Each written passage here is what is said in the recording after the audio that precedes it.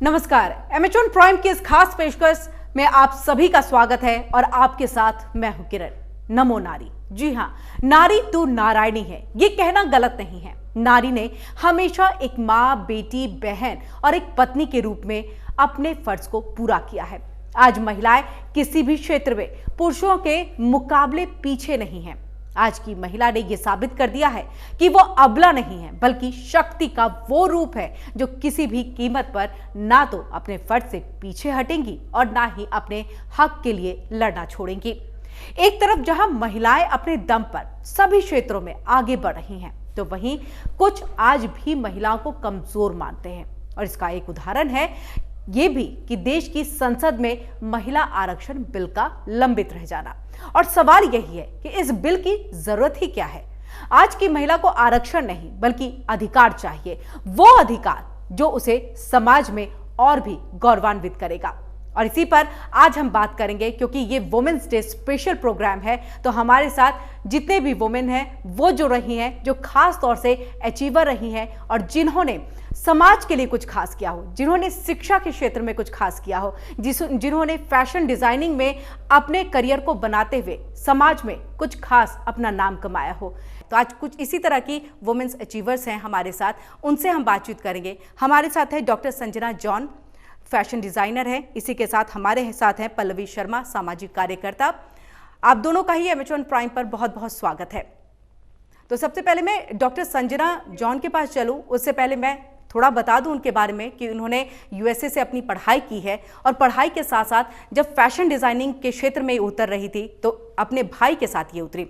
लेकिन यहीं पर सिर्फ यही नहीं रुकी, इन्होंने कई ऐसे सोशल वर्क हैं जिसे किया है। क्या कुछ किया है ये हम उनसे जानेंगे, और ये सारे काम करने में क्या कुछ बाधाएं आई, चुनौतियां आई, क्या स्ट्रगल रहा इनकी लाइफ में, ये सब कुछ आज हम समझने की कोशिश करेंगे। और यहीं हमारे साथ पल्लवी शर्मा है जो सोशल वर्कर फिलहाल हैं, लेकिन इससे पहले इन्होंने एमबीए किया और एमबीए करके एक अच्छे मुकाम पर ये पहुंची, एक अच्छी कंपनी में इन्होंने नौकरी की। लेकिन बाद में इनके मन में कुछ बदलाव आया और फिर इन्होंने ठान ली कि मुझे गरीब बच्चों के लिए कुछ करना है, क्योंकि मैं नहीं देख सकती कि वो बच्चे सड़कों पर अगर लंगर लगता है तो वहां खाने के मोहताज रहें। मैं नहीं देख सकती कि वो काम ना करे, वो सिर्फ मजदूर बन करके ही रह जाए। तो उन्होंने उन्हें पढ़ाया है, उन्हें फीड कराया है, यानी उन्हें खाना खिलाने की जिम्मेदारी भी, चाहे वो कोविड काल हो चाहे सामान्य काल हो, हर समय इन्होंने अपने आप को आगे रखा है उन बच्चों के लिए। तो आज मैं अपने आप को बहुत गौरवान्वित महसूस कर रही हूं जब मैं इनसे बातचीत कर रही हूं। तो सबसे पहले डॉक्टर संजना, आपके पास हम आना चाहेंगे और आपके लाइफ के बारे में जानना चाहेंगे। थैंक यू किरण, बहुत अच्छा लगा। और हरदम एमेजॉन तो हमारा परिवार है और हमें लगता सबसे ज्यादा लोगों तक अच्छी खबर और अच्छाई पहुंचवाने वालों में जरूर आप आगे हैं। और हम लोग जो है सिर्फ भगवान का छोटा छोटा काम इधर उधर करने का कोशिश करते हैं, लेकिन जितना भी हो हमें दिल से एक दूसरे का मदद करना जरूरत है। कोविड काल ने हमें ये चीज जरूर दिखाया, पैसा तो कुछ भी नहीं, नेम फेम ये सब सिर्फ एक गेम है। हमें जिंदगी में एक अच्छा ह्यूमन बीइंग रहना, ह्यूमैनिटी अबव ऑल, ये है जो हमने सीखा। तो बचपन में जब मैं बड़ी हो रही थी, मेरा नानू है जो मुझे सबसे ज्यादा इस चीज सिखाया। उन्होंने ये समझाया कि हम हर दम जो अंडर प्रिविलेज, हमसे जो कम है, उनका आदर, उनका रक्षा और उनके लिए सुरक्षा करना जरूरत है। जब मैं स्कूल जाती थी, एक अनाथालय था और वहाँ के बच्चों के लिए मैं मेरी बुक्स, टॉय सब जाके देते थे।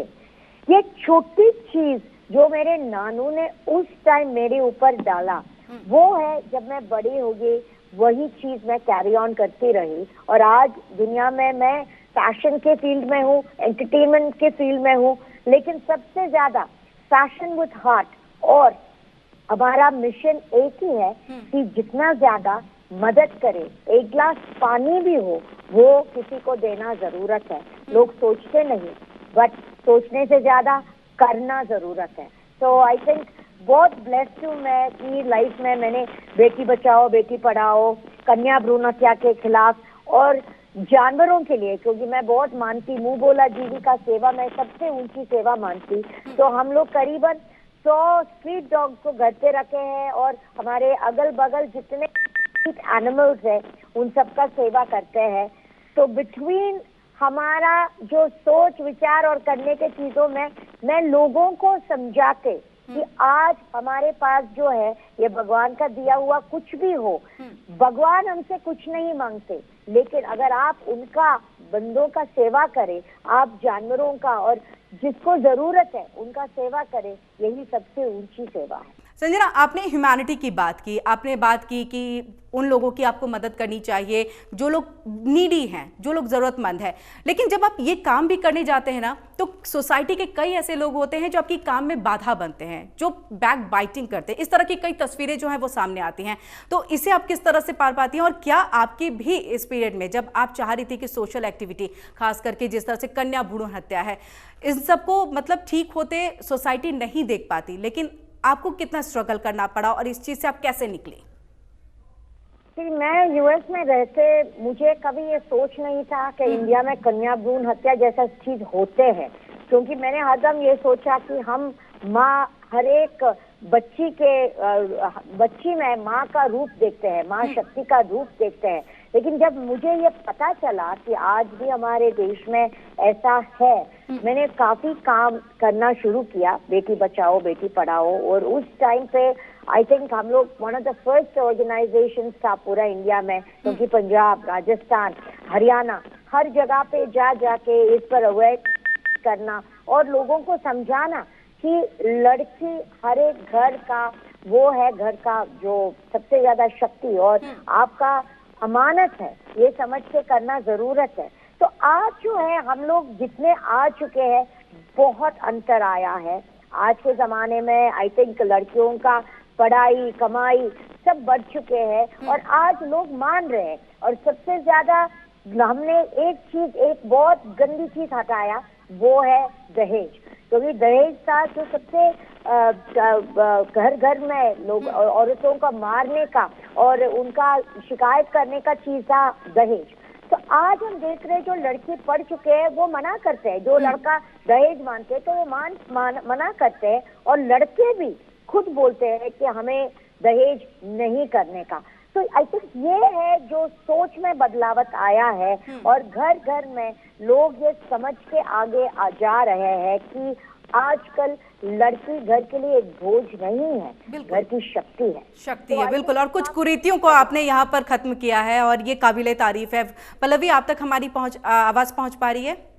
हाँ किरण, मैं आपको सुन पा रही हूं। पल्लवी, आपसे सबसे पहले समझना चाहिए, मतलब इतना करेज कहाँ से आया कि आपने एमबीए की पढ़ाई की, जॉब किया और एक अच्छे लेवल पे पहुंचे, आपने कई अवार्ड्स भी जीते हैं जिसकी तस्वीरें भी हमारे पास है, और इस बीच में आपको अचानक लगा कि आप बच्चों की मदद के लिए आएँ, आप एनजीओ खोलें और वहाँ पर आप बच्चों को पढ़ाएं, उन्हें खाना खिलाएं, उनकी हर ज़रूरतों को पूरा करें। कहाँ से ये करेज आया आप पे? तो किरण, मतलब इट इज़ नॉट, ये एकदम सडन नहीं था मेरे लिए, क्योंकि मैंने अपनी फैमिली में हमेशा देखा कि मेरे पेरेंट्स हमेशा दूसरों की हेल्प करो ये हमें सिखाते थे और खुद भी करते थे। और सेकेंडली मेरे साथ क्या प्रॉब्लम था कि मैं बच्चों को नहीं देख सकती हूँ प्रॉब्लम में। जैसे बच्चे बेगिंग कर रहे हैं, आई कांट सी दैट। बच्चे टोबैको खा रहे हैं, बच्चे कूड़ा उठा रहे हैं, उससे पैसा इकट्ठा करके जो छोटा मोटा मिलता है वो खा रहे हैं। तो वो चीज़ मुझे हमेशा से पिंच करती थी। तो जब मैं जॉब कर रही थी तभी से मैंने इन बच्चों को मैंने और कुछ फ्रेंड्स ने मिलके हमने बच्चों को एक ओपन गार्डन में पढ़ाना शुरू किया और पढ़ाते रहे। हमने उनको आगे फिर जॉब के लिए भी रेडी किया। कुछ को टेलीकॉलिंग की पर्सनली खुद मैंने ट्रेनिंग दी उनको उस टाइम पर। कुछ को हमने मेहंदी आर्ट सिखाया। इस तरह से डिफरेंट चीजें सिखाई, बिकॉज मेरे को ये भी था कि लड़कियों को इंडिपेंडेंट होना चाहिए, हमें किसी का आश्रित नहीं होना चाहिए। दैट इज वेरी इंपॉर्टेंट है यहाँ पर आज की डेट में। तो इस तरह से जब हमने देखा कि थोड़ा बदलाव आ रहा है, उनके लाइफस्टाइल में भी बहुत बदलाव आ रहा है, तो एक और इंस्पिरेशन मिली और करने का। फिर सडनली कोरोना हो गया। कोरोना हुआ तो ओपन स्कूलिंग हमें बंद करना पड़ा, क्योंकि कलेक्टिव कुछ भी नहीं कर सकते थे। 3-4 दिन बाद ही ये बच्चे, मैंने देखा मेरे घर ही आ गए कि मैम हमारे घर में खाने के लिए कुछ नहीं है, कैन यू हेल्प अस, कुछ हेल्प करिए। हमने पहले दिन तो घर से जो भी था हमने हेल्प किया। फिर धीरे धीरे आई रियलाइज कि ये अकेले नहीं होगा, तो सबको कलेक्ट किया, फैमिली फ्रेंड्स। तो कलेक्टिवली कोरोना में जब पहला वेव था, सब लोग कितना डर गए थे, सब घरों में थे, हम लोग बाहर निकले, हमने एक एक स्लम्स को पकड़ा, उन स्लम्स में देखा कि इन फैमिलीज को जरूरत है। तो वो जर्नी बस चलता ही चला गया। फिर वहां पर every 15 days we used to keep a track कि हाँ अभी इस फैमिली का खत्म हो गया तो अब हमें इनको देना है। तो इस मतलब तरह इसी के साथ, जैसे आप एक महिला हैं, महिला के साथ एक घर की जिम्मेदारी, उस वक्त में आप जॉब भी कर रही थी, और एक कहते हैं ना, जब महिला आगे एक कदम बढ़ाना चाहती है तो रुकावटें बहुत आती हैं, और ये हमने देखा है। बदलाव हो रहे हैं लेकिन इतना अभी बदलाव नहीं हो पाया है। वो रुकावटें क्या रही और किस तरह से आपने उन सबको चुनौती देते हुए आगे आप बढ़ी हैं? Kiran, I would say that I have been blessed in that sense that to be very honest, मेरी फैमिली मेरे को हमेशा से बहुत सपोर्टिव रही है। तो अगर जॉब में भी बात करें, मुझे अवार्ड मिले तो वो क्यों मिले, क्योंकि मैं वहाँ पर अपना कंप्लीट आउटपुट दे पाई, और वो इसीलिए दे पाई क्योंकि घर में सब बहुत सपोर्टिव थे।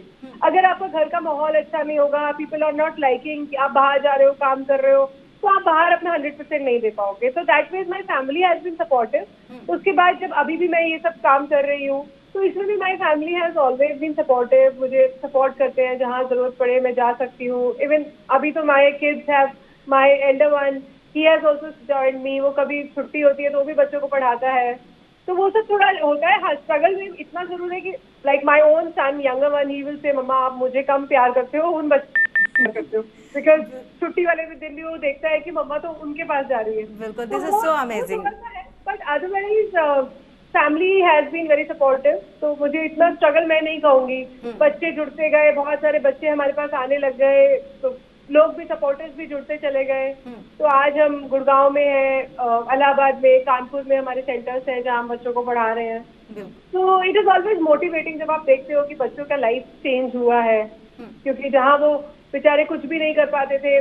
जब मैं इन स्लम्स में जाती थी, मैं देखती थी ये बच्चे बेचारे कूड़ा उठाते हैं, पेरेंट्स सुबह काम पर चले गए और कूड़ा उठा के 4-5 रुपए इन्होंने कमाए, उसको कुछ खा लिया, शाम तक ये बेचारे उसी पर रहते थे। तो हमने अपने सेंटर्स में इनको मील्स देना शुरू किया, साथ में पढ़ाना शुरू किया। ये वो बच्चे भी, मतलब जब मैं इनसे इंटरेक्ट करती थी, उनको पूछा आपके ड्रीम्स क्या है, क्या आप करना चाहते हो, तो उनका बस यही ड्रीम था कि हमें 3 टाइम्स का खाना मिल जाए, दैट्स इट। तो उन्होंने कभी नहीं सोचा। तो मैंने उनसे पूछा, क्या तुम, जैसे मेरे को देखते हो मैं गाड़ी में आई हूँ, क्या तुम लेना चाहते हो ऐसी गाड़ी, क्या तुम सोच, उन्हें कभी ऐसा लगा ही नहीं कि वो इतना कुछ कर पाएंगे।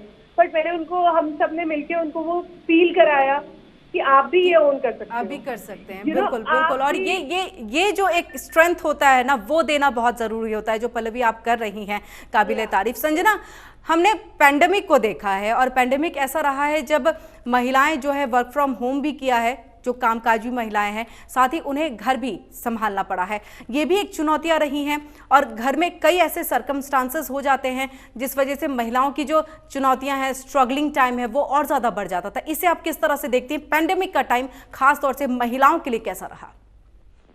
पैंडेमिक के टाइम पे मेरे साथ जितने महिला जुड़े थे, हम लोग डेफिनेटली लेबरर्स, जो माइग्रेटरी लेबरर्स थे, उनके लिए खाना, उनके बच्चों के लिए सपोर्ट, ये सबसे ज्यादा करने में मेरे मदद में औरतें ही आए। घर में से खाना बना के लाना, उनको अपने अपने एरियाज में बांटना, और इससे भी ज्यादा मेडिकल सप्लाई, क्योंकि हमें ये समझ नहीं आ रहे थे कि उस टाइम पर, आपको भी पता, कितना शॉर्ट सप्लाई था हर चीज का, और किसी के पास हॉस्पिटल अप्रोच भी नहीं था।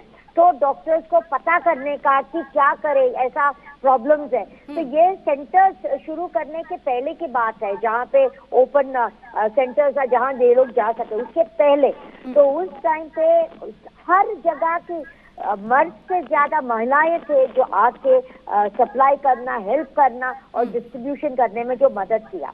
और उसके बाद हमने कॉन्सेंट्रेटर्स लाया। एक्चुअली मेरा काफी फ्रेंड्स यूएस से कॉन्सेंट्रेटर्स भेजा हेल्प करने के लिए, और हमने अलग अलग गांव में जाके, और मैंने ये चीज देखा, गांव में भी महिलाएं थी जो स्वच्छ भारत, जो हमारा honourable prime minister Narendra Modi ji का विजन को लेके जाने वाले औरतें थी ज्यादा। मास्क पहनने के चीज में भी औरतें बताते थे, नहीं आप मास्क पहन लीजिए, इधर पे हम लोग मास्क पहनते हैं। तो इम्प्लीमेंटेशन ऑफ रूल्स अगर आप देखें, आई थिंक विमेन जो है, महिलाएं हैं जो सबसे ज्यादा इन चीज का ध्यान देते हुए करने वाले। और बच्चों को समझाने को बहुत मुश्किल था, बच्चों को समझाना कि घर पे बैठो, बाहर नहीं जा सकते, आप दोस्तों के साथ नहीं जा सकते।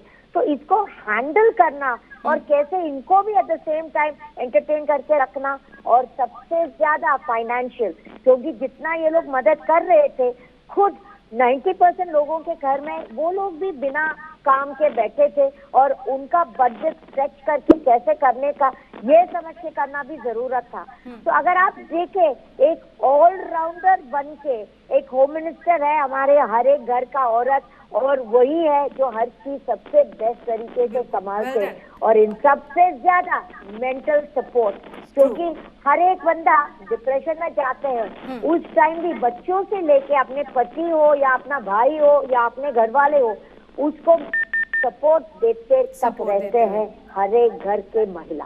बिल्कुल। तो संजना जी, आप वुमेन्स डे के दिन महिलाओं को कुछ मैसेज देना चाहेंगी? डेफिनेटली एक चीज आप हर दम एक चीज मान के चलो, शक्ति आप है और एक दूसरे का शक्ति भी आप बन के रहनी चाहिए, और जितने शक्ति आप देगा उतना ज्यादा वापस आएगा। तो वुमेन्स डे पर हम एक दूसरे के शक्ति बन के आगे एक साथ जुड़ते जाने चाहिए। बिल्कुल। पल्लवी, आप कुछ महिलाओं को वुमेन्स डे पर मैसेज देना चाहें? पहले मैं ये बताना चाहूंगी कि मेरे जितने भी सेंटर्स हैं, it is completely run by females. तो मतलब आप ये सोच सकते हो कि इतना बड़ा सेटअप, सब कुछ, सब खाली विमेन ने ही संभाला हुआ है। तो जैसे डॉक्टर संजना ने बोला, that I would also agree कि आप शक्ति हो, आप चाहो तो आप कुछ भी कर सकते हो, कुछ भी, और सब आपके साथ जुड़ते चले जाएंगे। हम अपने को कभी किसी से कम मत समझो, हमेशा आगे बढ़ते रहो, जो दिल करे वो करो, कभी अपने को रोकना नहीं है। आपको लगे आप जो करना चाहो वो आप जरूर अचीव करोगे, बस लगे रहो, काम करते रहो और आगे बढ़ते रहो, कभी अपने को किसी से कम नहीं समझो किसी से। बहुत बहुत शुक्रिया हमसे जुड़ने के लिए, MH1 प्राइम से जुड़ने के लिए, और वुमेन्स डे पर ये खास तौर से अपनी बातों को रखने के लिए कि क्योंकि कुछ इन्होंने ऐसा अचीव किया होता है जो दुनिया के लिए एक मिसाल कायम करते हैं, और यही करिश्मा आप भी कर सकती हैं जब आप इनकी जीवनी को सुनती हैं कि इतनी मुश्किलों के बाद भी कहीं ना कहीं इन्होंने अगर अपना मुकाम पाया है, तो ये गट्स, ये हिम्मत आप में भी है। हम आज चर्चा कर रहे हैं, बातचीत कर रहे हैं, हमारे साथ मेहमान जो हैं वो भी लगातार जुड़ते जा रहे हैं। हमारे साथ अभी एक मेहमान जुड़ चुकी हैं, डॉक्टर दिव्या कौशिक हैं, शिक्षाविद हैं, और डॉक्टर दिव्या, आपका बहुत बहुत स्वागत है। तो डॉक्टर दिव्या से हम बातचीत करें, लेकिन उससे पहले मैं थोड़ा उनके बारे में बता दूं कि इन्होंने शिक्षा के क्षेत्र में बहुत काम किया है। ये एक स्कूल की प्रिंसिपल भी हैं, इसी के साथ कई एनजीओज के साथ भी जुड़ी हैं, और उन एनजीओज में उन्होंने खास तौर से बच्चों के लिए कई सारे शिक्षा को लेकर, एजुकेशन को लेकर के काम कुछ किया है। तो उनसे हम बातचीत की शुरुआत करते हैं। सबसे पहले तो मैं आपका धन्यवाद करना चाहूंगी कि आपने प्लेटफॉर्म पर, और स्पेशली एक वुमेन एम्पावरमेंट डे के ऊपर आपने मुझे इन्वाइट किया। आपने क्वेश्चन किया है कि whether it's a challenge to fulfil the responsibility as a mother and to be the school principal. Let me tell you, challenge हम उस चीज को बोलते हैं व्हेनेवर वी फील लाइक कि we have to do something. मुझे पढ़ाते हुए और शिक्षा में रहते हुए I have been teaching since 2001, but मुझे एक भी दिन ऐसा लगा नहीं कि मैं काम कर रही हूँ। रीजन बीइंग कि अगर आप पैशनेट हो किसी काम को लेकर, शिक्षा हमेशा से मेरा सपना ये रहा है कि जो भी बच्चा स्कूल में आ रहा है, इर्रिस्पेक्टिव ऑफ कि उसका पिछला सोशल बैकग्राउंड क्या है, उसके पेरेंट्स पढ़े लिखे हैं या नहीं है, लेकिन वो बच्चा 5-6 घंटे के लिए मेरी जिम्मेवारी है। और वो सिर्फ 5-6 घंटे नहीं, जब वो बच्चा 12th करके भी, मेरे बहुत सारे स्टूडेंट्स ऐसे हैं जो NDA क्रैक कर चुके हैं, जो डॉक्टर्स हैं, and I really take pride in mentioning कि जब वो स्टूडेंट्स आते हैं और जब वो बोलते हैं कि मैम मैं आपका स्टूडेंट रहा हूँ और मेरे करियर को बनाने में आपका बहुत एक रिस्पॉन्सिबल, आपने एक इम्पॉर्टेंट रोल प्ले किया है, तो डेफिनेटली मुझे लगता है कि जो सैलरी और जो मॉनेटरी पार्ट है उसको अगर साइड पर रखें, that is the main thing that I get as an educationist. और मुझे ऐसा लगता है कि इस फील्ड में रहते हुए कि अर्निंग के साथ साथ आप एक नोबल वर्क साथ में कर सकते हैं। और एज अ मदर मुझे कभी ऐसा लगा नहीं कि एक डबल रिस्पॉन्सिबिलिटी है, क्योंकि मुझे ऐसा लगता है कि अगर, ये मेरा मानना है कि अगर मैं दूसरे के बच्चे का, जो पेरेंट्स एक बड़े फर्म बिलीफ के साथ अपना बच्चा मुझे सौंप रहे हैं उसका करियर शेप करने के लिए, अगर मैं उनको एक बिना किसी सेल्फिश इंटरेस्ट के अगर मैं वहां पर अपना बेस्ट दे रही हूँ, तो automatically I have seen, I never teach my girl, I never teach my child, but वहां पर रिजल्ट मुझे देखने को मिलते हैं। So I really feel delighted that I chose to be a teacher. नहीं बिल्कुल मैम, आपने जो बताया कि जब वो बच्चे आकर के आपको कहते हैं कि मेरे इस करियर पे या मेरे इस मुकाम को पाने में कहीं आपका हाथ बहुत बड़ा योगदान है, तो वो खुशी किस तरह की होगी उसे मैं महसूस और कर सकती हूँ, समझ भी सकती हूँ। आप अगर अपने जीवन के बारे में कुछ बताएं डॉक्टर दिव्या कि कैसा रहा है, किस तरह की चुनौतियां वहां पर आपको देखने को मिली है, क्योंकि हमने देखा है समाज में महिलाओं को आगे नहीं बढ़ने दिया जाता है, लेकिन ये वुमेन्स डे स्पेशल प्रोग्राम है, इसलिए खास तौर से महिलाओं की जो दिक्कतें उनको हम आपकी नजर से समझना चाहेंगे। इन दिक्कतों को कैसे एक महिला जो है वो इस चुनौती को दूर कर सकती है, ये भी हम आपसे समझना चाहेंगे।